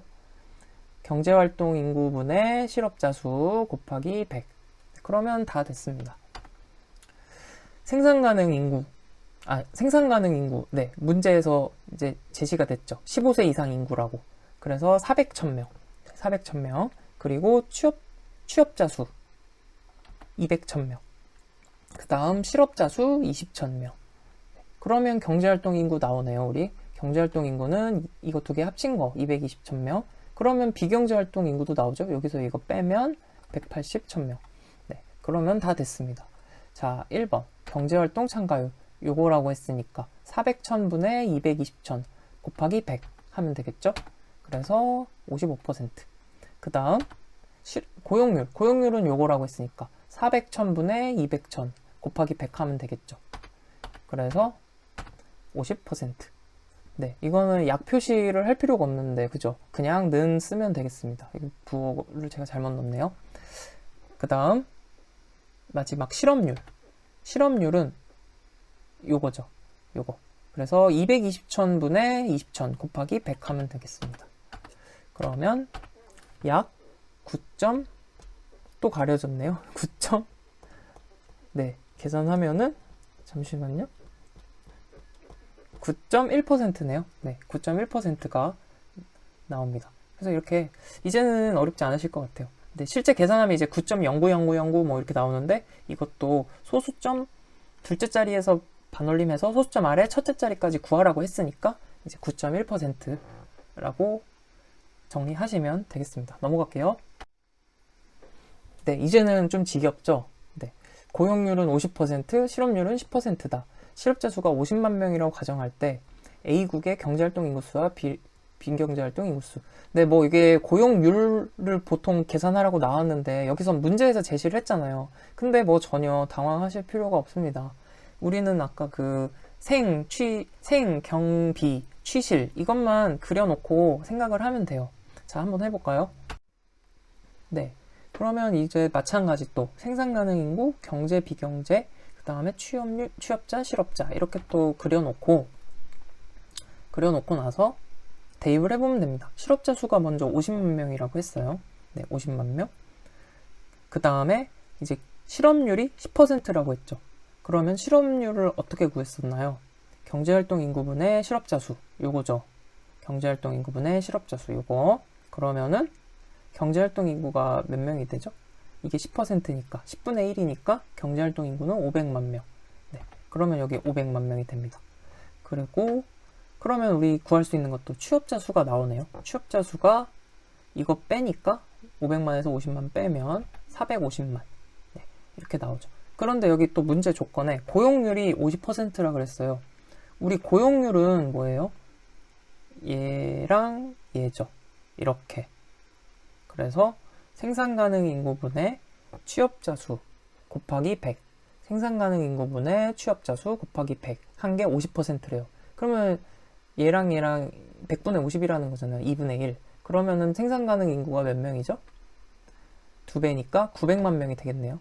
그러면 비경제 활동 인구도 나오겠다. 그죠? 이거 빼기 이거 하면은 400만. 그래서 비경제 활동 인구는 400만 명. 네, 어렵지 않죠? 네, 그냥 똑같이 대입을 해서 네, 넣을 수 있는 거 넣고 조건에 대입하면은 조건 활용해서 그냥 계산하면 되는 겁니다.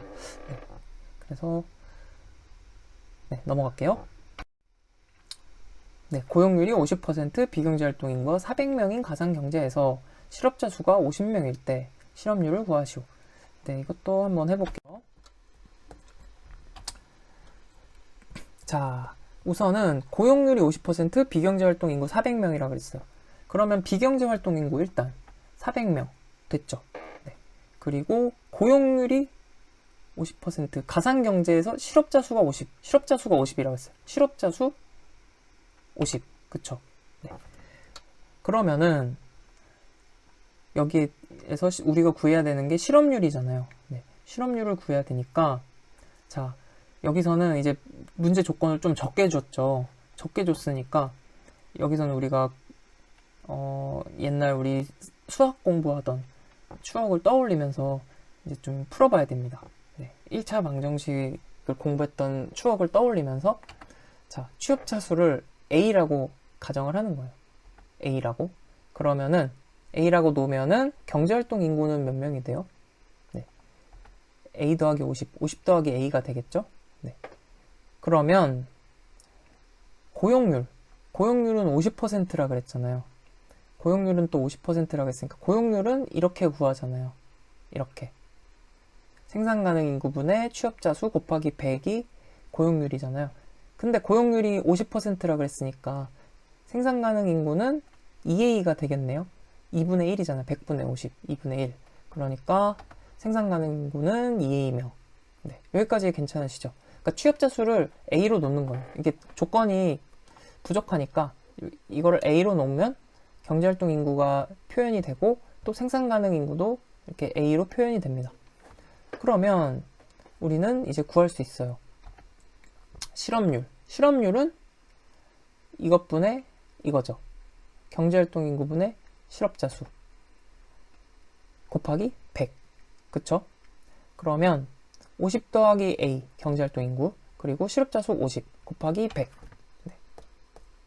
이렇게 구하면 됩니다. 그런데 이제 생산 가능 인구는 또 경제활동 인구 더하기 비경제활동 인구죠. 요거를 보는 거예요, 지금. 생산 가능 인구는 경제활동 인구, 비경제활동 인구 합친 거. 그러니까 2A는 생산 가능 인구는 50 더하기 A 더하기 400이죠.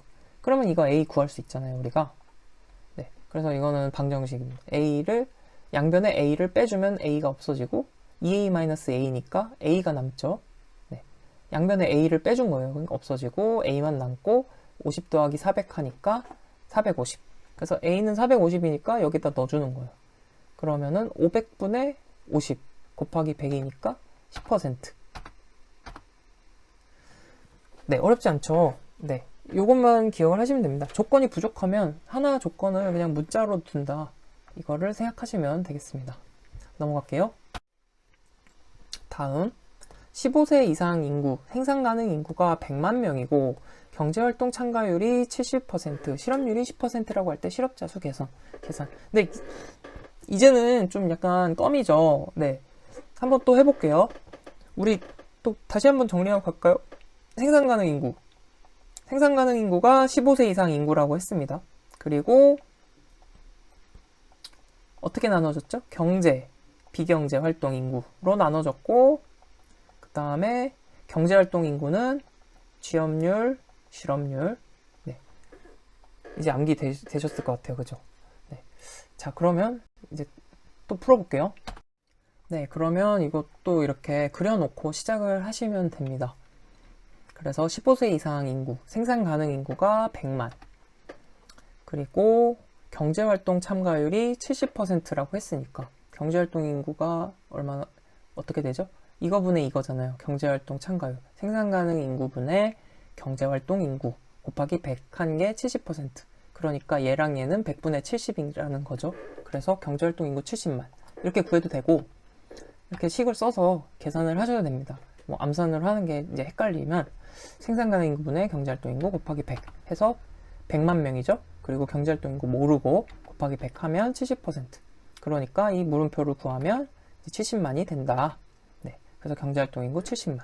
그런데 우리는 이제 실업률을 알고 있어요. 실업률이 10%니까 실업자를 구할 수 있죠. 실업률은 어떻게 계산을 했어요? 네. 경제활동 인구분의 실업자 수 곱하기 100이죠. 얘네 둘이죠. 경제활동 인구분의 실업자 수 곱하기 100. 이게 실업률. 그러면 실업률은 경제활동 인구분의 실업자 수 곱하기 100. 그래서 70만 분의 물음표 곱하기 100 한 게 10%. 그러면 실업자 수 나오죠? 네. 7만.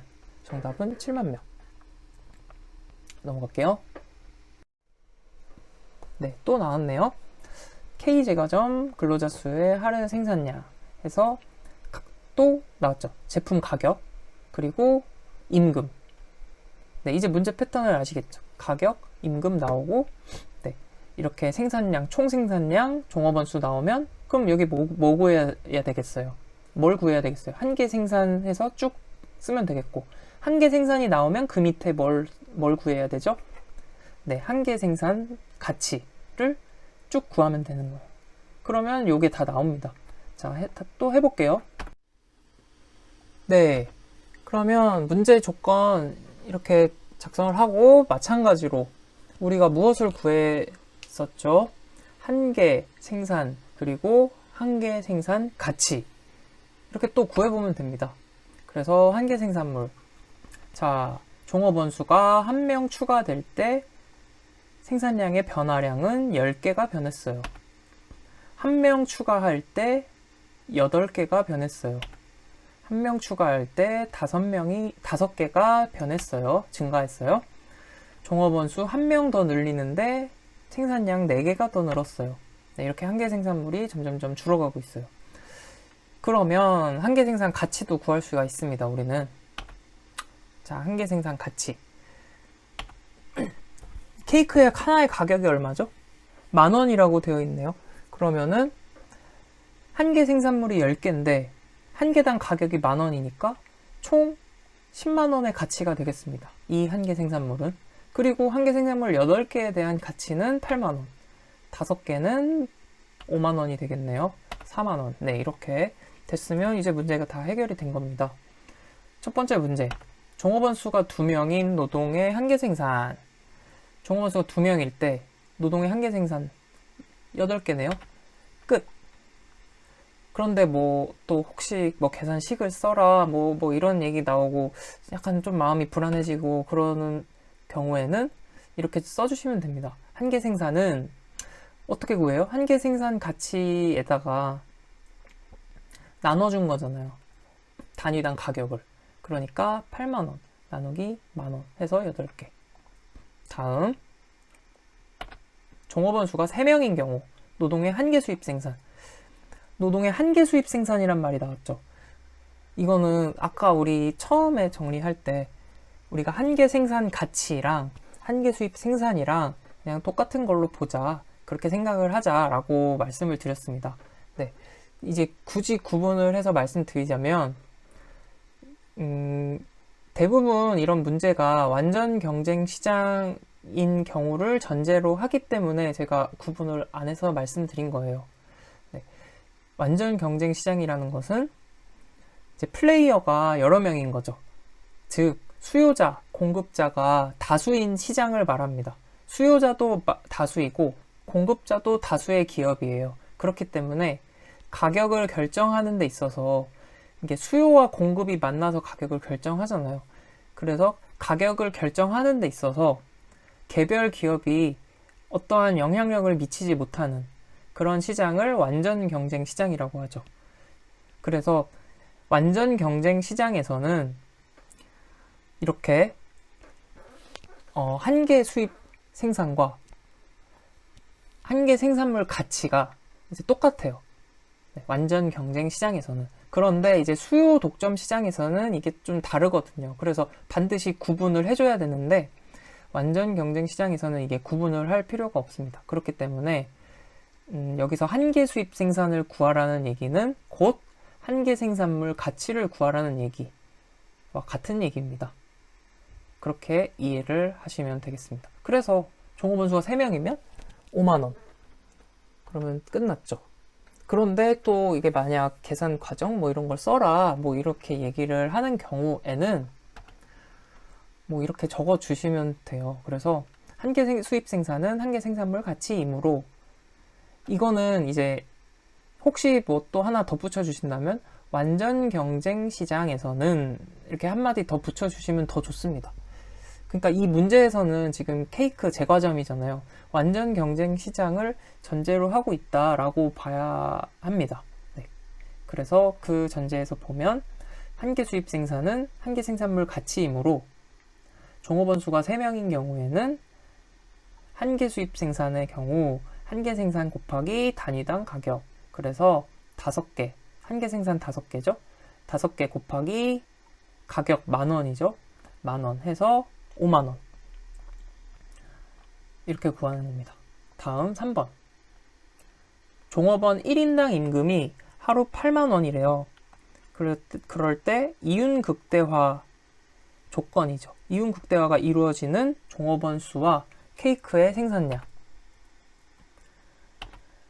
이것도 우리는 바로 구했죠. 왜냐하면 임금이 80,000원이면 여기 80,000원 딱 찾으면 되죠. 한계 생산물 가치. 그러면 종업원 수 2명, 케이크 생산량 18개. 끝. 이렇게 하면 끝입니다. 그런데 또 이게 뭐 난 이거 너무 불안하다. 뭔가를 써야 될 것 같다 하시는 분들은 뭐 적으시면 되죠. 기업이 이윤 극대화를 위해서는 한계 생산물 가치는 단위당 임금, 계속 얘기한 조건이죠. 이윤 극대화 조건. 한계 생산물 가치는 임금이 되는 지점까지 노동 투입량을 늘리게 됩니다. 그래서 한계 생산물 가치는 한계 생산물 곱하기 가격이죠. 이게 임금이랑 같아져야 된다. 그 지점이다. 그래서 한계 생산물 곱하기 10,000원. 단위당 가격이, 제품 한 개 가격이 10,000원이잖아요. 그게 임금 80,000원이다. 그러면 한계 생산은 8개잖아요. 그럼 8개일 때 이윤 극대화가 이루어진다. 그러면은 8개일 때 이윤 극대화. 네. 그래서 이때 케이크 생산량을 보면 18개죠. 그래서 18개. 종업원 수 2명, 케이크 생산량 18개. 이렇게 정리하시면 되겠습니다. 네, 이게 혹시 이해가 잘 안 가시는 분들 계시면은 차근차근 다시 한번 잘 따라오시면서 돌려보시기 바랍니다. 네. 이거는 이제 많이 어려운 내용은 아니고 이렇게 계속 비슷한데 조금씩 이렇게 살짝 뭔가 바꾸거나 뭐 그렇습니다. 거의 비슷한데 그래서 차근차근 복습하시면 충분히 이해하고 정리하실 수 있는 내용이니까 절대 개선 문제 포기하지 마시고 확실하게 정리해 두시면 좋겠습니다. 넘어갈게요. 생산성 임금제에서의 적정 임금 상승률. 임금 상승률 문제입니다. 생산성 임금제에 의하면 생산성 임금제 우리 필기 공부할 때 기억나시는 분 계신가요? 네. 임금 상승률이 이제 생산성과 연동이 되는 거죠. 그래서 명목 임금의 상승률을 결정할 때 부가가치 노동 생산성의 상승률과 같다. 이거 두 개가 같다는 얘기죠. 그래서 일치시키는 것이 적정하다고 하였다. 어떤 기업의 2010년 근로자가 40명, 생산량이 100개, 생산물 단가는 10원, 자본 비용이 150원이었대요. 그런데 2011년에는 50명, 생산량은 120개, 단가는 12원, 자본 비용은 200원으로 올랐대요. 이때 2011년 적정임금 상승률을 계산하시오. 그러니까 이 부가가치 노동 생산성이 얼마나 상승했는지 그 상승률을 구하라는 얘기잖아요. 네, 한번 살펴보도록 하겠습니다. 네, 문제 내용을 이렇게 정리를 했어요. 이렇게 하면은 보기가 편하겠죠. 그래서 2010년도 40명에서 생산량 100개, 단가 10원, 자본 비용 150원. 2011년 내용도 이렇게 정리를 하고, 그래서 생산성 임금제란 명목 임금의 상승률이 부가가치 노동 생산성 상승률과 일치한다. 네, 이게 문제 내용입니다. 그래서 여기에다가 마찬가지 또 정리를 하면 됩니다. 생산성을 구하기 위해서 노동력이 생산한 생산물의 가치를 우선 구하는 겁니다. 생산물 가치. 생산물 가치라는 것은 이제 총 가치가 되겠죠. 전체 가치. 자, 100개를 생산했는데 한 개당 10원이에요.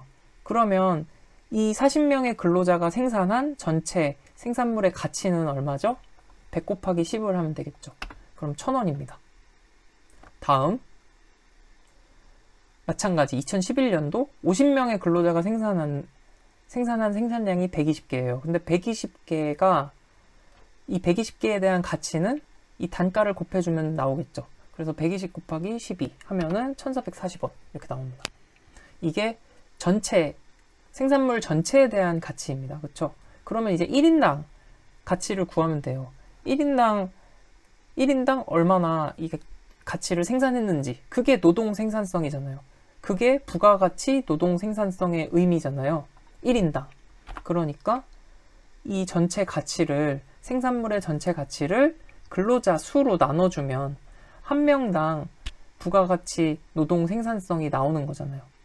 그러면 1000 나누기 40 하면 25원. 그 다음에 1440원에다가 50명 나눠주면 28.8원이 나옵니다. 그러면 이제 1인당 부가가치가 나왔어요.